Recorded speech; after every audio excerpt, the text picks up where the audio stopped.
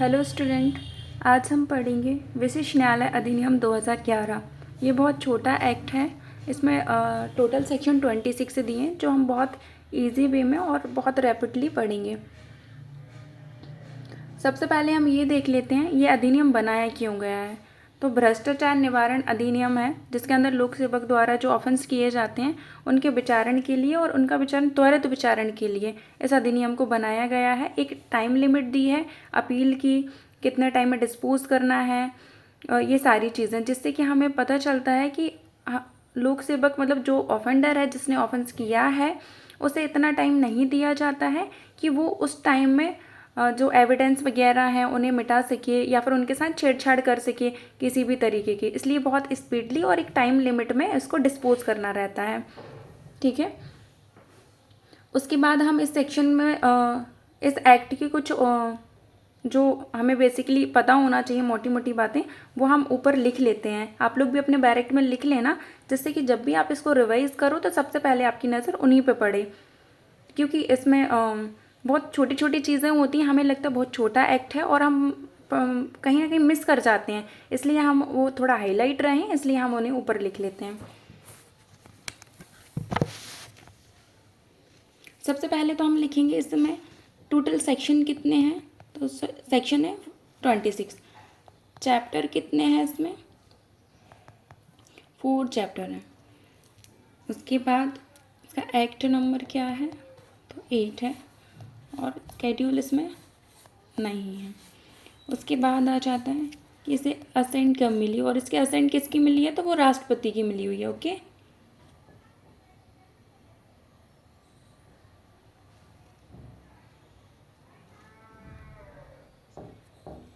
और ये है 7 फरवरी 2012 को।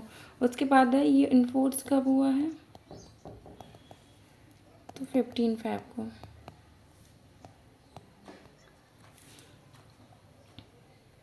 ऑफिशियल गजट में फर्स्ट टाइम कब पब्लिश किया था इसको?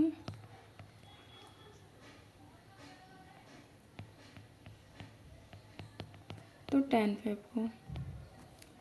इसकी ये सारी डेट्स आप अच्छे से याद कर लेना, क्योंकि ये इसमें कंफ्यूजन हो जाएगा। ये मंथ एक ही है, बस डेट अलग अलग है। और इसमें मैन अथॉरिटी की हम बात करते हैं तो कौन सी होंगी?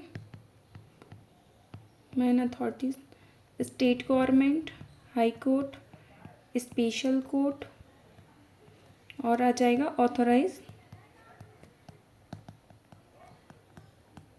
ऑफिसर। ठीक है, उसके बाद वही चीज़ जो हमने ऊपर लिखी हुई है दी है कि 7 फरवरी 2012 को राष्ट्रपति की अनुमति मिली है। मध्य प्रदेश राजपत्र में कब प्रकाशित किया गया है? तो 10 फरवरी 2012 को। ठीक है, उसके बाद जो इसका ऑब्जेक्ट है, इसका उद्देश्य क्या है, वो इसकी उद्देशिका में बताया गया है। तो आता है अपराधों का कतिपय वर्ग का त्वरित विचारण करने के लिए और उसमें जो संपत्तियां हैं उसका अधिग्रहण करने के लिए, मतलब ऐसी प्रॉपर्टी जो कि ऑफेंस से अर्जित की गई है या फिर उसमें यूज़ की गई है, तो वो हम इसका अलग से भी लिख सकते हैं। कि मुझे ऐसा लगता है अगर आप वो पॉइंट उसके बाहर निकाल देते तो कहीं ना कहीं वो चीज़ें ज़्यादा आपके माइंड में क्लियर रहती हैं और ज़्यादा लॉन्ग टाइम तक याद रहती हैं, इसलिए आप ये मेथड का ज़रूर यूज़ करना। पहला आ जाता है त्वरित विचारण के लिए और दूसरा आ जाएगा संपत्तियों का अधिग्रहण करने के लिए। इस एक्ट को बनाया गया है जिसमें एक स्पेशल कोर्ट, वन और मोर, मतलब जितनी भी ज़रूरत हो स्टेट गवर्नमेंट को, स्पेशल कोर्ट की स्थापना भी की जाएगी। ठीक, फिर आता है गणराज्य। इसका गणराज्य कितना है? तो 62 है, ये भी आप याद रखना। फिर आता है चैप्टर फर्स्ट। चैप्टर फर्स्ट में कितने सेक्शन है? तो सेक्शन 1 से लेके 2 तक दिए हुए हैं। पहला सेक्शन क्या बात करता है? संक्षिप्त नाम, विस्तार, प्रारंभ। आप ये क्रम भी याद रखना कि पहले संक्षिप्त नाम है, फिर विस्तार है, प्रारंभ है। आपसे ऐसे भी पूछा जा सकता है संक्षिप्त नाम, प्रारंभ और विस्तार, ये भी हो जाता है। इसलिए जो भी छोटे एक्ट होते हैं हमें बहुत बारीकी से पढ़ना रहता है उन्हें। ठीक है, तो ये क्रम भी आप याद रखेंगे। पहले नाम दिया है, फिर उसका एक्सटेंट दिया है, फिर कब से वो लागू हुआ है, फिर वो दिया हुआ है। संक्षिप्त नाम क्या होगा? मध्य प्रदेश विशेष न्यायालय अधिनियम 2011। ये एमपी का लोकल एक्ट है और इसलिए ये एमपी पर संपूर्ण मध्य प्रदेश पर लागू होता है। ये ऐसी तारीख को प्रबद्ध होगा जो राज्य सरकार, वही अपने 15 फ़रवरी हम ऑलरेडी देख चुके हैं, 2012 को हुआ है। फिर आता है कि इसमें परिभाषाएं, कितनी परिभाषाएं, तो पहली बात तो ये कि ये सबसेक्शन फर्स्ट में दी हुई हैं, 2A से लेके 2F तक दी गई हैं, ठीक है। 2A में क्या दिया हुआ है, अधिनियम। तो अधिनियम कौन सा अधिनियम, जहाँ कहीं भी इस एक्ट में अधिनियम वर्ड का यूज़ किया जाएगा तो हम क्या समझेंगे, भ्रष्टाचार निवारण अधिनियम 1988 का अधिनियम है, ओके, मतलब उससे हम मीनिंग ड्राइव करेंगे। उसके बाद आता है कि सेकंड, ये इंपॉर्टेंट है जो हमें याद रखना है, बाकी तो क्लोज नंबर याद रख लोगे वो भी चलेगा, एक बी, और उसके बाद आ जाता है ई, इसका थोड़ा हमें अंदर का याद रखना है क्योंकि इनकी पूछ सकते हैं इसमें प्राधिकृत अधिकारी की क्या क्वालिफिकेशन होना चाहिए, मतलब किसको प्राधिकृत अधिकारी बनाया जा सकता है, न्यू प्राधिकृत किया जा सकता है। तो सबसे पहली बात हो जाता है कि सेक्शन 14 के प्रयोजन के लिए, 14 में क्या दिया हुआ है, एक्चुअली यूज़ किया हुआ है प्राधिकृत अधिकारी वर्ड का, तो उस प्रयोजन के लिए कौन होना चाहिए, उच्च न्यायिक सेवा का कोई सेवारत अधिकारी और जो सेशन न्यायाधीश, अपर सेशन न्यायाधीश हो या रह चुका हो। एक बार मुझे ये डाउट है कि ये है ना इंग्लिश में इसमें यहाँ पर और लिखा होना चाहिए क्योंकि उस पर पास ऑप्शनल है, या फिर वो हायर जुडिशियल सर्विस में हो या फिर वो सेशन न्यायाधीश हो या अपर सेशन न्यायाधीश हो, ये है, इसमें से एक कोई भी होगा तो भी चलेगा।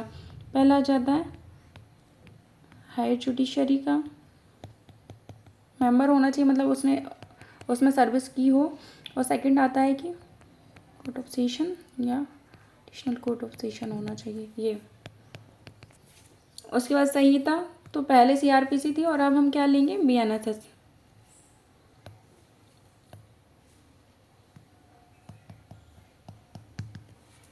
उसके बाद आ जाएगा डी में, किसी अपराध से में घोषणा, तो घोषणा सेक्शन 5 में की जाती है बाय दी स्टेट गवर्नमेंट, और इसके साथ आप रीड विथ सेक्शन 5 एंड 6 दोनों लिख लीजिए, दोनों लिंक है क्योंकि इफेक्ट इसका प्रभाव सेक्शन 6 में बताया है।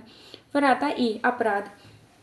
अपराध से अभिप्रेत है आपराधिक अपचार का ऐसा अपराध जो अधिनियम की धारा, अधिनियम वही हमने ऊपर पढ़ा था, अधिनियम मतलब भ्रष्टाचार निवारण अधिनियम 1988 के सेक्शन की धारा 13 फर्स्ट का ई, या तो स्वतंत्र रूप से या अधिनियम के किसी अन्य उपबंध या भारतीय दंड संहिता 1860 के किसी उपबंध के साथ संयुक्त रूप से लागू करने के लिए, मतलब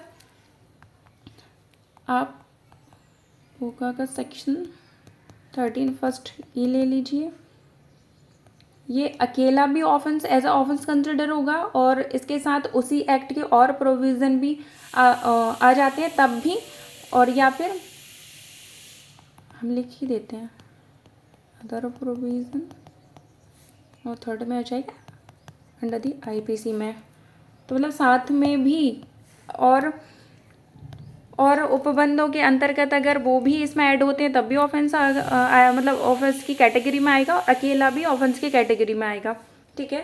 फिर उसके बाद विशेष न्यायालय, तो इसकी स्थापना सेक्शन 3 में होती है। फिर सबसेक्शन 2 में बताया हुआ है शब्द और अभिव्यक्तियाँ जो यहाँ प्रयुक्त हैं लेकिन परिभाषित नहीं है, उनका मीनिंग कहाँ से लेंगे, तो अपन संहिता से लेंगे, मतलब BNSS से लेंगे मीनिंग। उसके बाद आता है अध्याय 2, विशेष न्यायालय की स्थापना। इसमें पहले सेक्शन कितने हैं, 3 से लेके 12 तक है। सेक्शन 3 में क्या बोला है, विशेष न्यायालय की स्थापना। तो विशेष न्यायालय की स्थापना के करने का पर्पस क्या है, तो त्वरित विचारण के लिए। कौन करेगा, स्टेट गवर्नमेंट करेगी। कैसे करेगी, अधिसूचना द्वारा। कितने करेगी, तो उतनी संख्या में जितना कि वो आवश्यक समझे, मतलब 1 और मोर भी हो सकते हैं। फिर उसके बाद सबसेक्शन 2 में दिया हुआ है कि कैसे करेगी, हाउ, तो स्टेट गवर्नमेंट उच्च न्यायालय की सहमति से करेगी, ठीक है। उसके बाद आता है सबसेक्शन 3, जो न्यायाधीश बिठाए जाएंगे स्पेशल कोर्ट में उनकी क्वालिफिकेशन क्या होगी।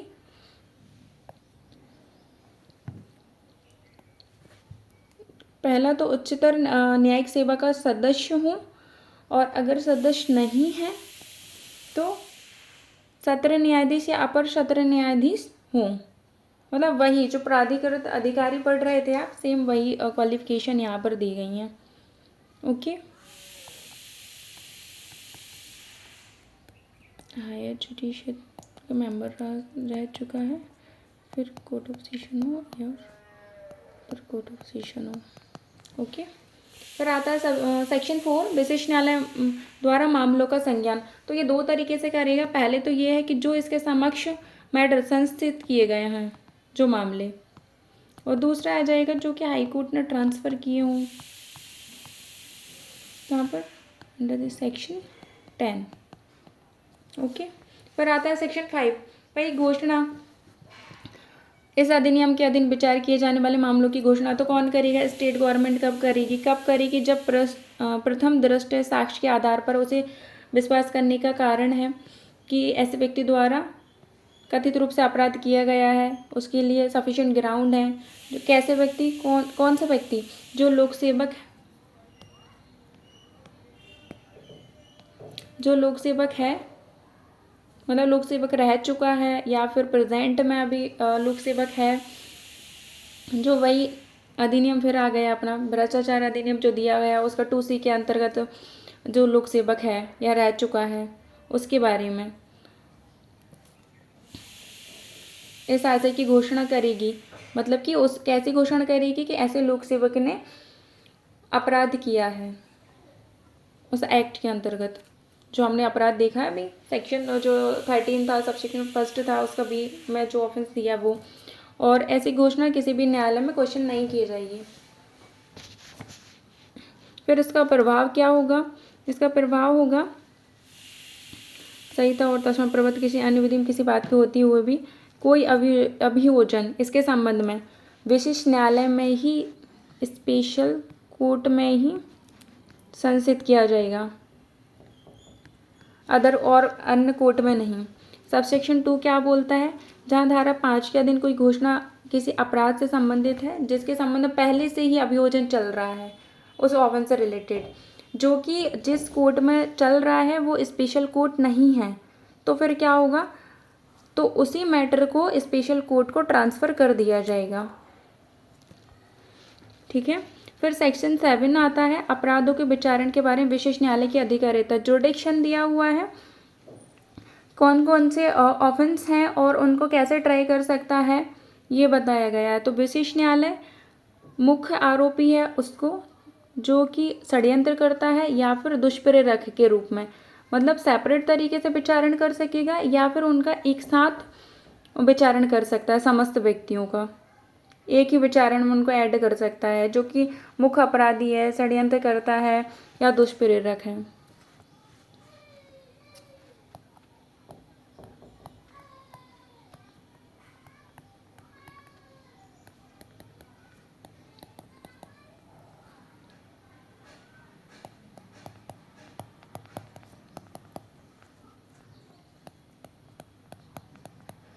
दुष्प्रेरक है जिसके संबंध में सेक्शन 5 में घोषणा की गई है, उनका क्या कर सकता है? एक ही विचारण में विचारण कर सकता है। उसके बाद आता है सेक्शन 8, इसमें विशेष न्यायालय की प्रक्रिया और शक्तियाँ दी गई हैं। तो आ जाएगा ऐसे मामलों के विचारण विशेष न्यायालय मजिस्ट्रेट के समय वारंट मामलों के विचारण की प्रक्रिया को कर सकता है। मतलब अब अपन BNSS में देख लेते हैं डायरेक्टली। तो सेक्शन 261 से 273 तक दी हुई है जो प्रोसीजर वारंट मामलों के संबंध में। तो वो वारंट मामलों में जो प्रोसीडिंग दी गई है, जो विचारण दिया गया है, उसी को विशेष न्यायालय अपनाएगा। फिर आता है सबसेक्शन 2 में दिया गया है कि अभिव्यक्त उपबंध जो दिए हैं उसके सिवा संहिता और अधिनियम किसी अगर कोई संहिता में या फिर अधिनियम में, वही जो हम अभी पढ़ रहे थे भ्रष्टाचार अधिनियम, उसमें अगर और उपबंध भी दिए गए हैं जो कि इस एक्ट से असंगत नहीं हैं, तो उनको भी इस अधिनियम के अंदर जो अभियोजन चल रहा है उनको भी वो ले सकता है, उनको भी अपना सकता है। एक वर्ड याद रखेंगे हम, असंगत ना हो। फिर उसके बाद आता है सबसेक्शन 3 विशेष न्यायालय उसके द्वारा किसी व्यक्ति को दोषित, विशेष न्यायालय द्वारा जो व्यक्ति दोषित ठहराया जाता है उसे विधि द्वारा कोई भी दंडादेश दे सकता है जिसके लिए वो प्राधिकृत है। फिर आता है सेक्शन 9।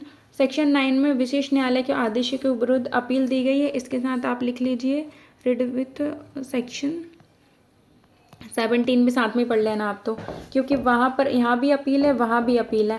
फ़र्क इतना है, यहाँ विशिष्ट न्यायालय के आदेशों के विरुद्ध अपील है और वहाँ प्राधिकृत अधिकारी के आदेश के विरुद्ध अपील है। और अपीलेंट जो कोर्ट रहेगा वो एक ही है, दोनों में हाई कोर्ट है, ठीक है। तो विशेष न्यायालय के किसी भी निर्णय या आदेश के विरुद्ध अपील कहाँ होगी, किस पे, विधि का प्रश्न हो या तथ्य का प्रश्न हो, हाई कोर्ट में होगी, ठीक है। और उसके बाद आ जाता है कि जब स्पेशल कोर्ट ने कोई निर्णय, दंडादेश या आदेश दिया, उसके विरुद्ध किसी न्यायालय में कोई अपील या पुनरीक्षण नहीं होगा। मतलब कि हाई कोर्ट के अलावा किसी अन्य कोर्ट में अपील या पुनरीक्षण नहीं होगा और हाई कोर्ट में भी अपील होगी। उसके बाद आता है सबसेक्शन 3 दिया हुआ है, जिसमें बोला है कि प्रत्येक अपील विशेष न्यायालय के निर्णय और दंडादेश की तारीख 30 दिन के भीतर। तो अपील करने का टाइम क्या है, विद इन 30 डेज, और यही 17 में भी दिया हुआ है,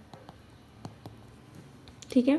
फिर उसके बाद आता है यदि उच्च न्यायालय को सफिशिएंट रीज़न लगता है, उसे रिकॉर्ड करेगा और 30 डेज के बाद भी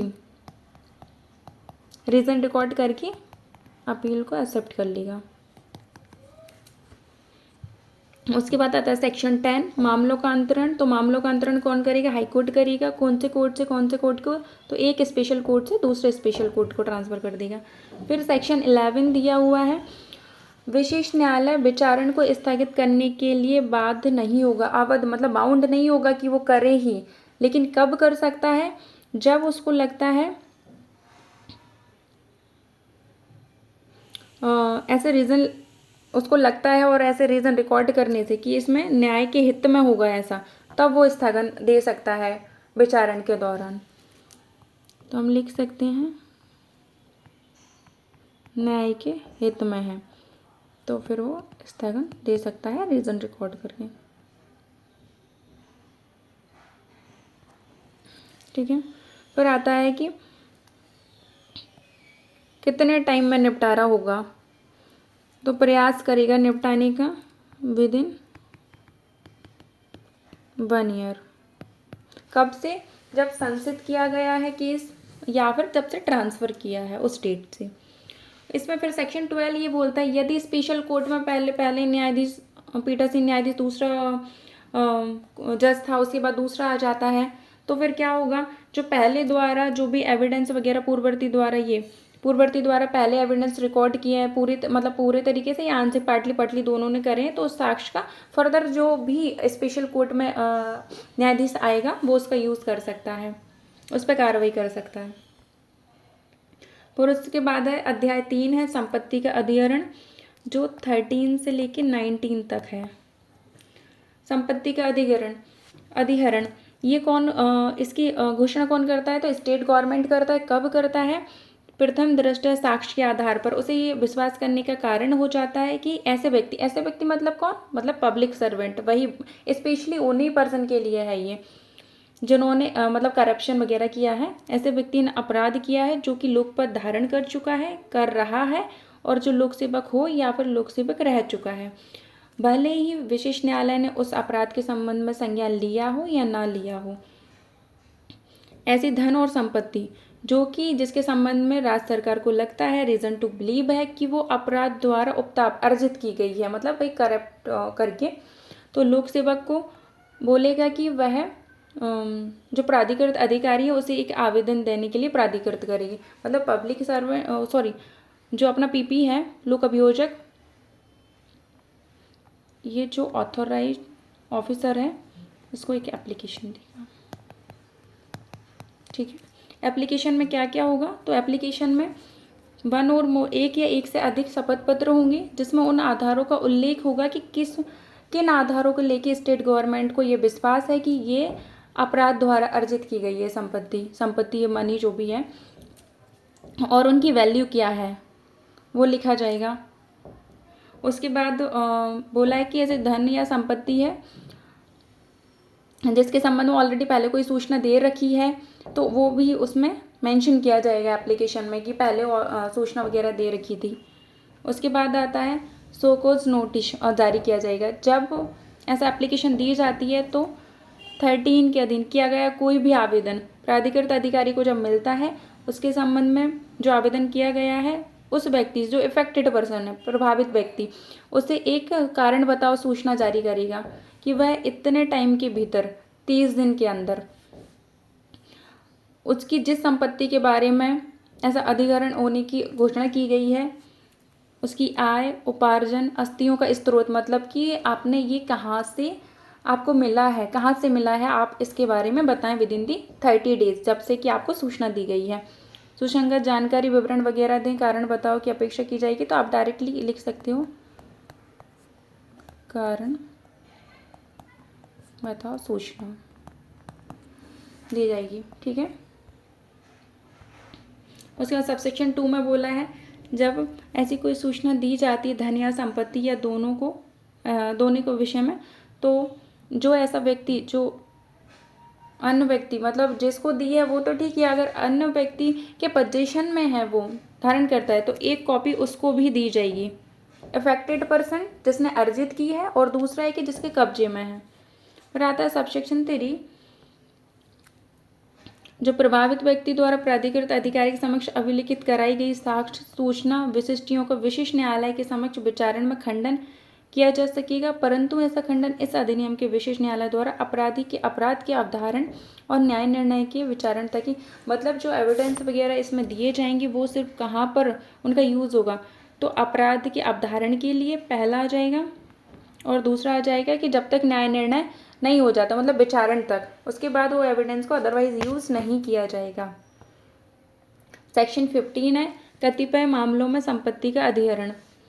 तो सेक्शन 14 के अधीन जो जारी किए गए कारण बताओ सूचना दी है, जिस पर्सन को, अफेक्टेड पर्सन जिसने अर्जित की है या फिर जिसके पोजीशन में है, वो क्या करेगा, सूचना के पश्चात, दिए जाने के पश्चात, वो है ना स्पष्टीकरण देगा, मतलब कि जो सूचना में धन और संपत्ति है,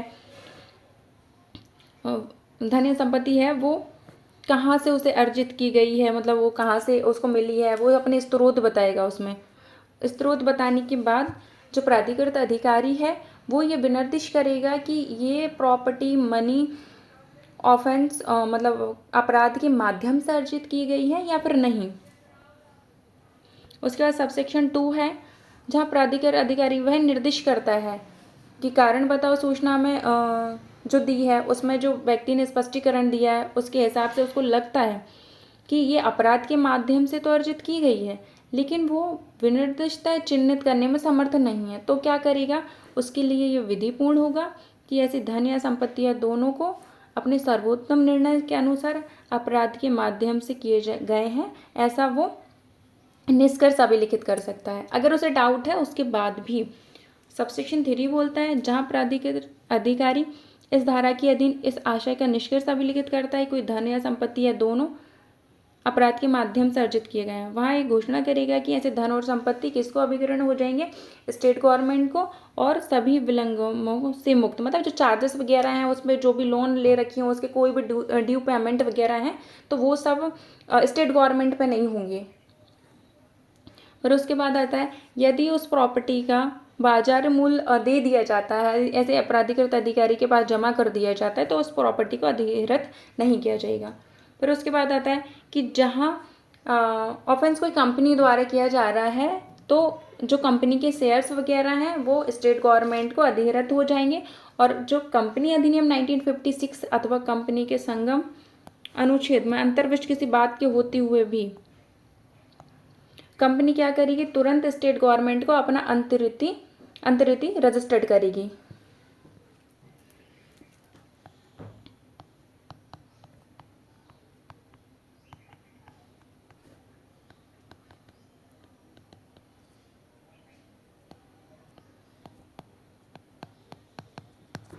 उसके बाद आता है सबसेक्शन 5, इस अध्याय के अधीन धन या संपत्ति या दोनों अधिग्रहण की प्रत्येक कार्रवाई धारा 15 की उपधारा 1 के अधीन सूचना तामील किया जाने की तारीख से 6 माह की कालावधि के भीतर हो निपटाई जाएगी, विद इन 60 डेज,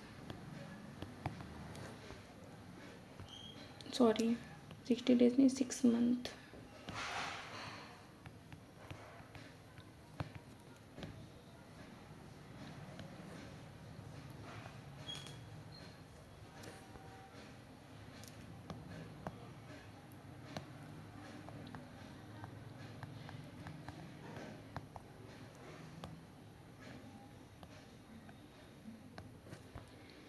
फिर है सबसेक्शन 6, इस धारा के अधीन पारित अधिकरण का आदेश अपील यदि कोई पारित आदेश के अधीन रहती है धारा 17 के अधीन अंतिम हो, मतलब फाइनल होगा। इसमें कोई अदर क्वेश्चन मतलब अदर किसी कोर्ट में कोई भी क्वेश्चन नहीं किया जाएगा, फाइनल ऑर्डर होगा। सिर्फ अपील हो सकती है और जो प्राधिकृत अधिकारी द्वारा ऑर्डर दिया गया है उसके बाद और कोई कार्रवाई नहीं की जाएगी। फिर आता है सेक्शन 16। सेक्शन 16 में बोला है अंतरण का अकृत और शून्य होना। धारा 14 के अधीन कारण बताओ सूचना दे दी जाती है यदि उसके बाद कोई भी पर्सन क्या करेगा, उस प्रॉपर्टी को ट्रांसफ़र करता है, मनी को ट्रांसफ़र करता है बाय गिफ्ट, किसी भी तरीके से सेल करता है, ट्रांसफ़र मतलब जो ट्रांसफ़र के बेस हैं किसी भी तरीके से, तो वो ट्रांसफ़र क्या होगा, अकृत और शून्य होगा, क्योंकि ऑलरेडी वो स्टेट गवर्नमेंट को अधिकृत हो जाती है प्रॉपर्टी मनी। और उसके बाद अगर कारण बताओ सूचना देने के बाद भी आप करते हो तो उस ट्रांसफ़र की कोई भी एग्जिस्टेंस, कोई भी उसका वैल्यू नहीं होगी एक तरीके से। फिर आता है सेक्शन 17। प्राधिकृत अधिकारी के किसी भी आदेश से जो व्यतीत पर्सन है वो 30 दिन के अंदर अंदर कहाँ करेगा, तो हाई कोर्ट में अपील कर सकता है। इस धारा के विरुद्ध कोई अपील किए जाने पर उच्च न्यायालय ऐसे पक्षकारों को जिन्हें वह उचित समझे सुनवाई का अवसर देगा। सब सेक्शन 3 वही उसमें टाइम दिया गया है कि कितना टाइम है, तो वही 6 मंथ सेम है जैसा हमने 9 में पढ़ा था, कितना टाइम में निपटारा होगा। और अगर स्थगन भी दे रहे हैं तो भी आपको ये टाइम लिमिट को ध्यान में रखा जाएगा, उसके बाद भी आपको 6 महीने में ही निपटारा करना पड़ेगा। फिर सेक्शन 18 है कब्जा लेने की शक्ति।